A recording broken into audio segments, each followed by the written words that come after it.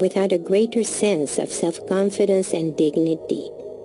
By recognizing Warren's courage in coming on stage, Robbins is helping Warren to access his inner strength. The truth is, you don't feel very free in your life, do you? Not at all. Why aren't you free? What prevents you from being free? Me. First of all, give me a hand for the honesty. With this statement, Warren has taken an important step.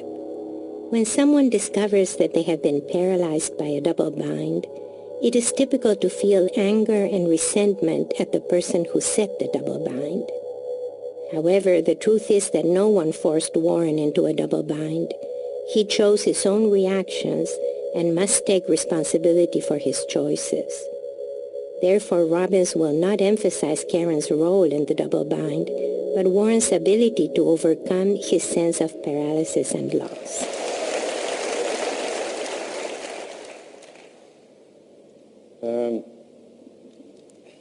Basically, again, not having the guts to just do what I want to do or say what I want to say, and then it builds up and strangles me. And he said, not having the guts to do what you want to do or say what you want to say, and then it comes up and strangles you.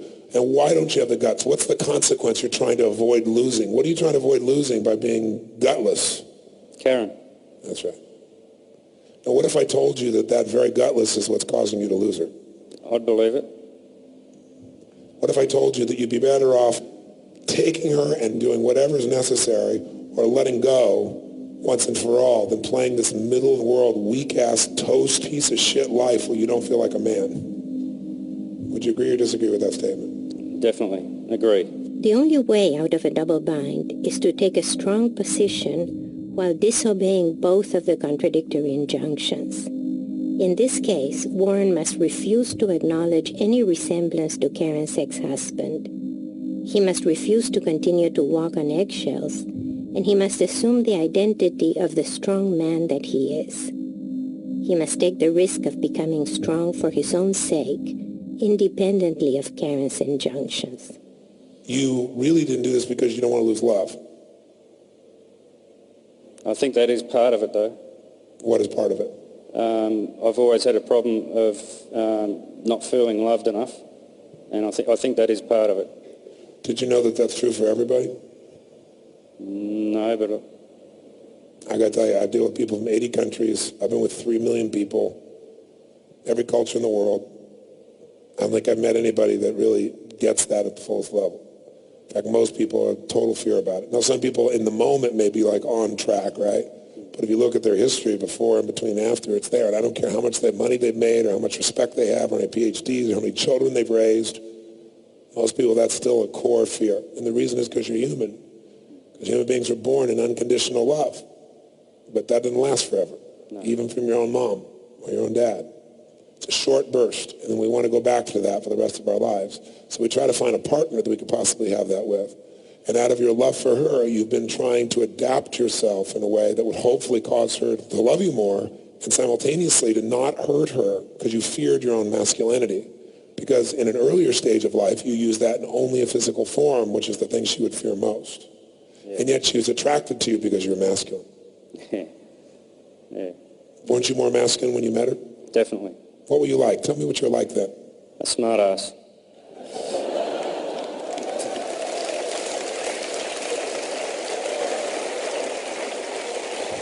Give me an example. Like, how did you tell me examples of how you were being a smart ass in those days? Well, we actually met. We were both working at Movie World doing characters, and my characters were smart asses, and that was me. That was you. Saying what I wanted when I wanted to. So you used to be yourself. You didn't worry so much then, did you? No. And she was attracted to that. Karen, what were you attracted to this man when you met him? What made you attracted to him? He was very caring, very loving, very sincere, a genuine person inside, and that's what I loved. Plus, he was a strong person. He was what? He was strong. How did you know he was strong? He was really strong about what he wanted what he wanted to do. He was playing sport. He already knew what he was about. For the first time, Karen expresses that she was attracted to Warren for 2 reasons. He was caring and sensitive, and he was strong. She has been asking him to be gentle, and she has not been satisfied. Now, for the first time, she asks him to be strong as well. So he knew who he was, he knew what he was about, he knew where he was going. Yeah. He was like a train on a track, and there was a definite destination. Mm-hmm. And how attractive was that to you on a 0 to 10? Oh, 10. 10. Yeah, I wanted that. Did you want to make love to him? Yeah. Yes. Did you enjoy making love to him? Yes. When you guys were making love, did you feel like he was taking you in the beginning? I don't mean taking you without love, but I mean taking you... Yes, to a degree, yes. To a degree. Did you like it? Yes. You liked the idea that it was taken to that degree? Yes.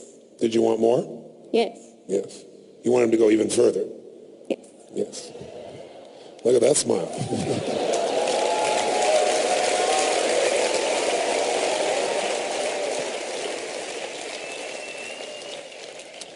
So, did you tell him that?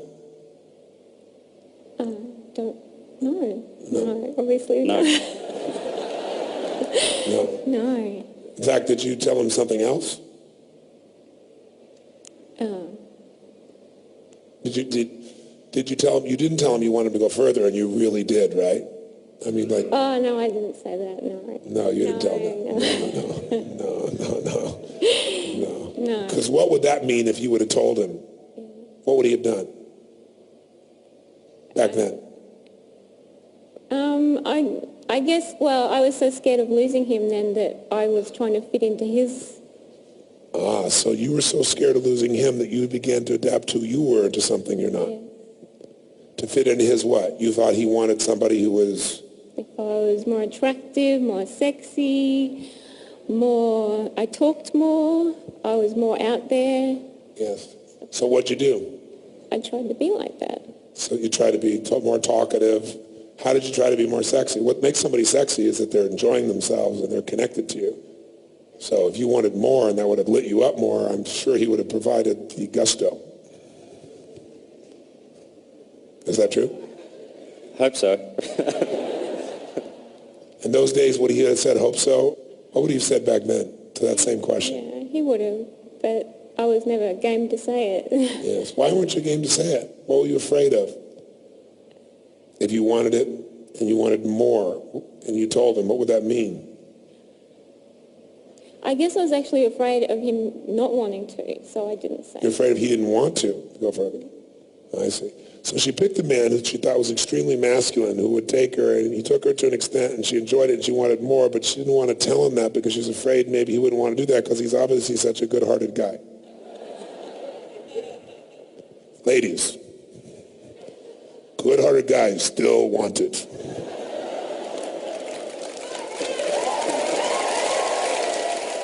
Karen was conflicted because she was both attracted to and afraid of Warren's masculine intensity.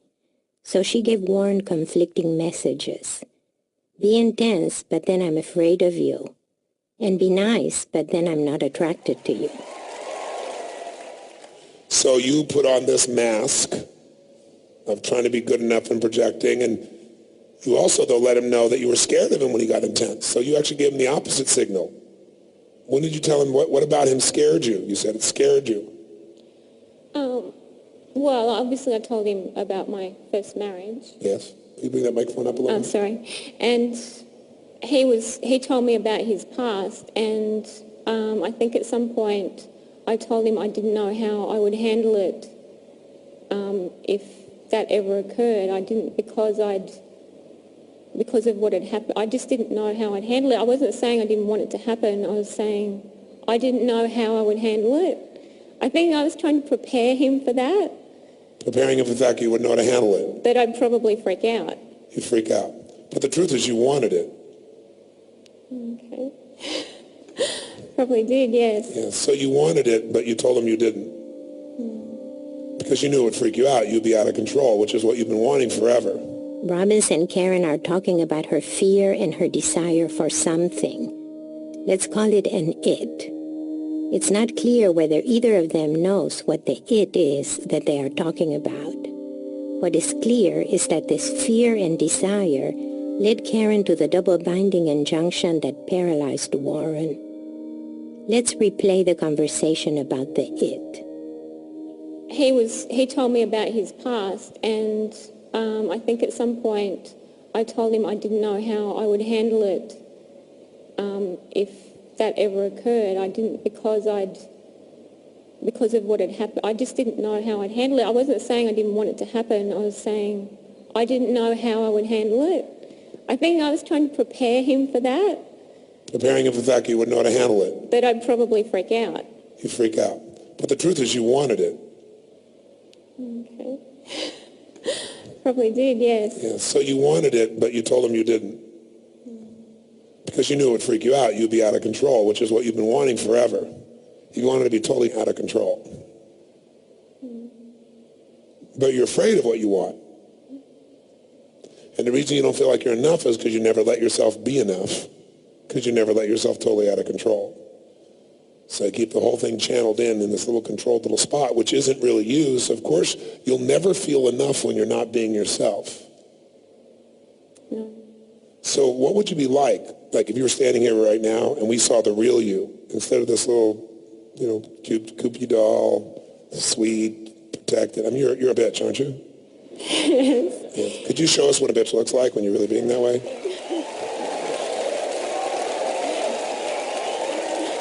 Do you know what I'm talking about?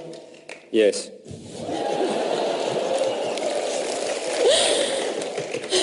Could you show us an example of a crazy bitch? Just say something the way you say it when you're being a crazy bitch. At the beginning of the day, Karen had presented herself as a powerless person when in reality, she had been dictating the terms of the relationship. By asking her to be a bitch, Robbins is asking her to acknowledge her power. Now he will proceed to ask Warren to acknowledge his power. When they are both conscious of their power and their freedom, passion can become possible for them again. And I'd like you to stand right here and be the way you were before you met her. And I want you to react the way you did before you met her when you weren't scared about, oh my God, will she be hurt or afraid of you or whatever the case may be. I want you to remember. Can you remember what you used to be like? Yeah, I think so. Okay, this think so bullshit. Okay? I want you to do it like if I challenged you. Okay? If I challenged you in those days, you might be scared, but you know my balls are closer to your feet than anything else. If in that position it was there, you wouldn't be, I think so, would you? No. So I need you to be yourself, the real you, not the guy that you've not been around for a long time. Okay? So what would you have to do to be you? You need to move like you wouldn't back then. How would you move back then? It wasn't a think so, hopefully, maybe I got a pussy instead of a cock kind of person. Okay? So you knew where your balls were at that time, am I correct? That's right. Yep. Okay. And you didn't have anybody have to point them out for you, did you? No. And you were a smart ass, weren't you? Definitely. Yes. So say something smart ass back to me when I call you a dickless pussy. That's...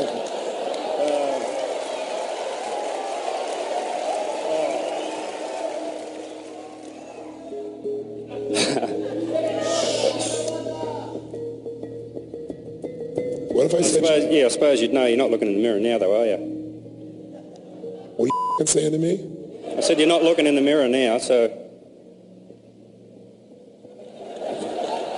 You liked saying that, didn't you? Yeah.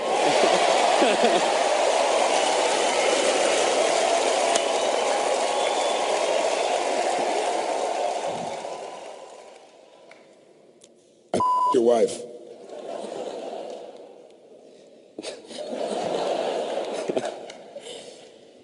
You what? Your wife. For lunch.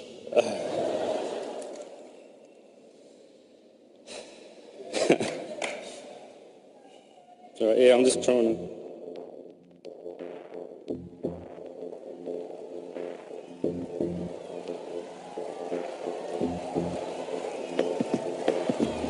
He's faded. I was burning sleeps. What did you do? Nice dating. Seconds like I was Your wife. When? Yesterday. Going up to her tactics, letting it slip. Words on his lips, about to do something drastic. Don't blink, think back. Think that there was a time to bring her going to the clinker, playing games with your mind. But the ride's over. You're older and over your shoulder. All you had, the life, the white love's gone. It's all bad. You want to blow out. Bullshit. Going down hard, face it. What you say? Bullshit. What you say? Bullshit. What the fuck did you say? Bullshit. Begins to break out. Right. Down on the water within. So rise up to the battle inside. Get up. What's happening here? Throughout the conversation, Robbins has provoked Warren to take a strong position. However, Warren has taken a passive role, agreeing with Robbins' insults and avoiding confrontation. By pretending to insult Warren's wife, Robbins is saying something that Warren cannot passively agree with, and this forces Warren to stand on his own feet. As soon as Warren takes a strong position, Robbins reinforces him with a smiling approval. What follows is a spontaneous chain of events unplanned by Robbins. Let's see that again.